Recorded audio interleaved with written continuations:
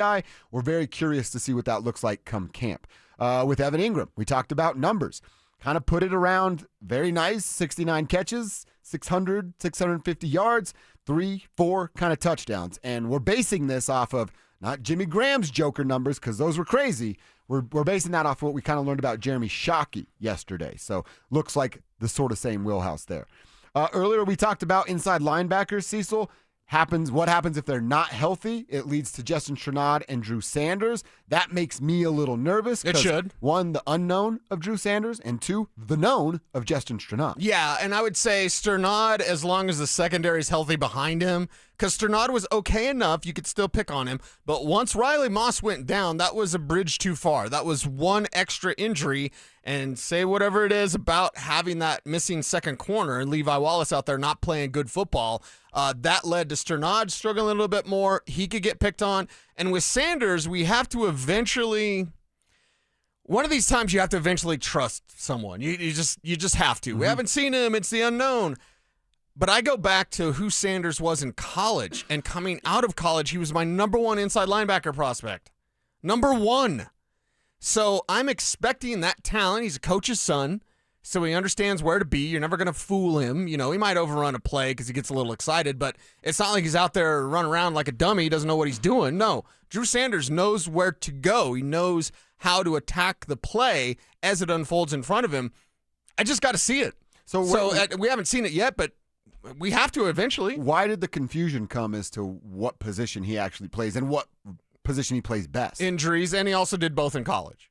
Oh, so it was like, we need a body? Let's see if he can be the guy. And he was, because he was a tweener in college, but again, I had rated him, and I'd graded him as an inside linebacker, and I graded him number one. Again, could totally be wrong, and he's a bust or whatever, but he was my number one ILB. I'm still going to trust on that eval and say, all right, get the edge stuff out of the way. Now just start concentrating on inside linebacker and make the plays that I know you can make because I seen it. When you were evaluating him, bigger strength in coverage, run stop, nice healthy balance. Like, what was his strength? It's a lot of ILBs aren't great in coverage, but at least because of his brain, he's not behind in coverage. Okay. And he's got better length than like a Josie Jewell. Josie Jewell's brain always kept him ahead of the play. And he's a little slow, too. But he was a little bit slow, and he didn't have the wingspan, so you could always get open against him, even though he'd see what the play is and he'd be around the ball. He wasn't right on. Sanders has better length, better speed, and does have that football brain, but I always liked him attacking the run. Okay. I like the way that he stays. You call it scrape and flow.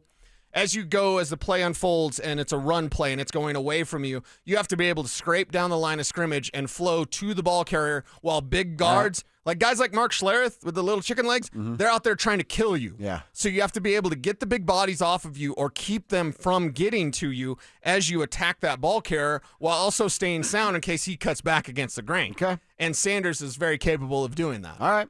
We saying Stink skipped leg day a couple times? Is that what you're saying? I think Stink goes for the glamour muscles still to this day. Yeah.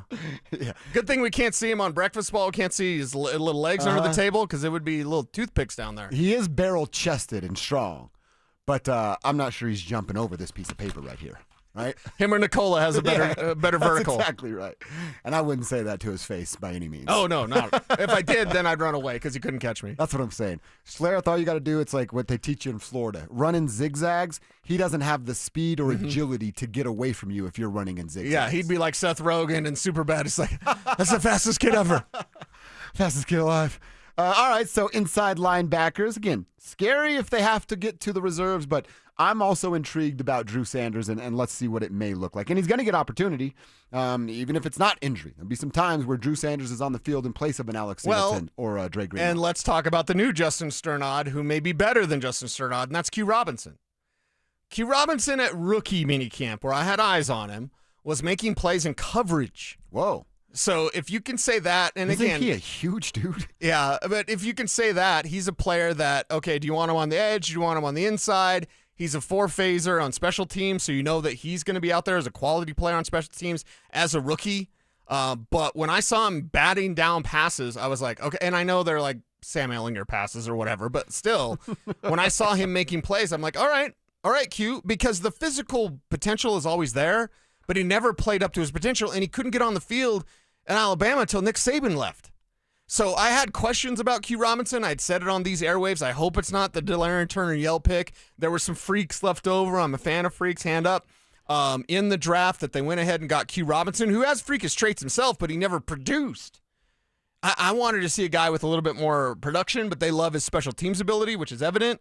And then he was making plays in coverage. Well, put a pin in that because I know it's a concern for you. Like, ILB depth. Yes, that's a concern. His weight is not what I thought. Well, again, listed. He's listed at 240. He looks bigger than that. Yeah. So if Q Robinson now becomes your Justice Sternod plus, okay, maybe there's a little bit less of a concern at depth for ILB because Q Robinson's making this team. He can play special teams.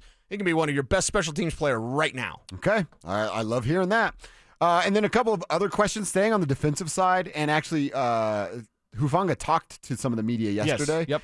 And talked about like Troy Polamalu being a guy he watched, which you love to hear. I'm very intrigued. I told you yesterday, I think one of the guys that takes a big step this year is Brandon Jones because of Hufanga.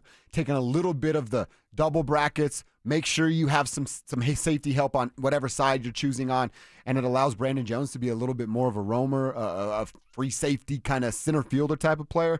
But Hufanga being a key part of this, again, it's a tough ask because it's football. But you talk about guys staying healthy, Hufanga, Brandon Jones, Riley Moss, PS2, who hasn't dealt with anything crazy. Find out what Shadé Barron is if the two inside linebackers stay healthy. Again, what we're talking about on the offensive side, where is there a weakness? Now, can they be picked apart? Will mistakes be made? Of course there will be. Right. But when you game plan for the Denver Broncos defense, like you don't go, we got to stay over here because X player just isn't good enough as the other 10 or as good as the other 10. Where do you do that? I guess by default it is Riley Moss. Yeah. But is that a game that a bunch of NFL teams and quarterbacks are going to want to play? There's only two spots where I pick on this team, and you're probably going to be wrong. I run at Nick Bonito still. I try to get him out of the way because of over pursuit, and he's going to go right around you. So I try to run at Nick Bonito, but he's been better in run defense. So you're probably going to be wrong when you do that. You might get him, once, twice, but you're not going to consistently get him like you used to a couple of years ago. And then I still throw at those inside linebackers. I throw it out Alex Singleton specifically. You see if he has the speed to stay I with the set tight up a end. play to see where's that knee at? Where's your speed at? Mm-hmm. Okay, so I set something up to a tight end on Singleton, and really that's about it. They're going to lock you down. Yeah. They're going to lock you down, and you're going to have a couple of spots to be able to attack them, but not much. Yeah, you're right about Singleton. And that's what I'm saying. That's what makes you a little nervous. Yeah. Makes you a little nervous run stopping, catching, or staying with tight ends or just guys in the slot. You know what I mean? If you get a smart quarterback and a smart coach that has given his quarterback pre-snap freedom and you see it, hey, they're in man, linebacker versus running back, tight end, slot wide receiver. If it's Singleton there, at least early on, until I see what he fully looks like recovered, that's an advantage for the other team. Fully, man. And I don't even care what the name is. No. Just position versus him, better for the other team. Yeah, see what the other team does to pick on this team, and you may not have time to pick on them. That's the thing. Somebody else got your time. You're going to have the pressure from this team and the coverage sacks that you're going to be able to get. I mean, double digit for Cooper and Bonito right now. What did Vaughn call him? Bonito? He called him Bonito. Bonito. Yeah. Nick Bonito. All right, well, go out there and get your double-digit sacks. And with Nick specifically, especially if they don't pay him and they're thinking about franchise tagging him because he's going to be really expensive, go get 17 sacks. Make it tough, right? Get some of that Walmart money, man. Yeah, exactly. Go make them pay you, pay you big money. Mm-hmm. And honestly, if you're Bonito, kind of want to take a chance on yourself. They're playing a dangerous game with Bonito because they could perhaps get him on a friendly deal, like, oh, he's $25 million a year. Right now, you're saying. Yeah. But if he goes and gets 17 sacks, now it's like, oh God, $35 million a year. Yeah. And then so if that happens next year, you go, we got to pay this guy $35 million a year. Right over on the horizon, it'd be 3 years away of having to pay Bo $45 million a year? You just can't do that. No. This was the conversation about Vaughn and Peyton of like, you're going to pay Vaughn that, you're going to pay Peyton that. What the hell else are you going to do with the rest of the roster? Right, exactly. I know the cap's going to be different than what it was then, but that also, it's inflation around everybody else's position and salary too. Yep. Those are good problems to have, but they're still problems nonetheless. Yes. That's where Sean calls up George and he's like, hey, George, I know you did some great work, but you got more work to do, George. And then George says, Yeah. I'll get to work. Go play golf or something. Go to Vegas and watch Kenny I'm going to go Chesney. watch Kenny Chesney. George, you got this? You got me covered, right? You're going to tell Greg, like, I'm in the film room or something, right? Yeah. You can cover for me, George? You He's got like, that? Dude, I'm going to leave my laptop up and my light on in the office. Don't tell anybody I'm in Las Vegas on Kenny's PJ. It's a pretty good move, actually. It is. And then he comes back and he can't talk. Yeah, right. I got sick watching film. I don't know what happened. Last one, Cease, from the week that has been. We've talked about Jahdae Barron and him being the 20th overall pick. We talked about what it means for Riley Moss, but what about the trio of Jahdae Barron, Patrick Surtain II, Riley Moss? Is this are we looking at a legitimate Jahdae versus Riley? May the best man win, and the winner is opposite of PS2, and the other guy is a depth piece. I think this is Riley, just stay healthy or else Barron's going to take your job. And then may never give it back. Exactly. That's the type of thing that can happen with this team. And Barron's so versatile. You can move him around all over the formation. He's likely the guy that replaces Jaquan McMillan. Okay. And then McMillan's your fourth, and Chris Abrams-Drain, who's really good, is your fifth.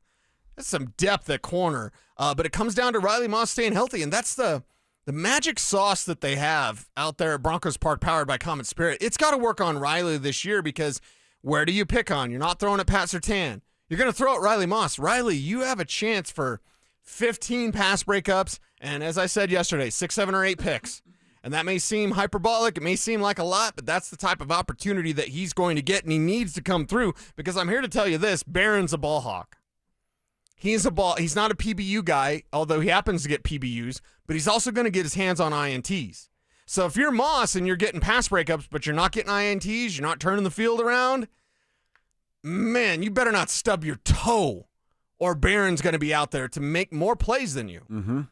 One of our texters is going to bat for Q Robinson, talking about the talent that was in front of him. Okay. And then I also like that he wrote in it, plus it is Alabama, which they put on their text in all caps. So Yes. That's going along with our Forrest Gump reference. Of course, it's going to be tough to win the battle in front of you as a freshman at Alabama, but I like what you said. Like, he found the field as soon as Nick wasn't around. Yeah. When Saban left, then Q got on the field. So just put a pin in it. We'll see if he can play better defensively. And I'm here to tell you, very, very happy to report Sai'Vion Jones, who we've been praising on this show as a fantastic pick by George Payton, looked the part yesterday.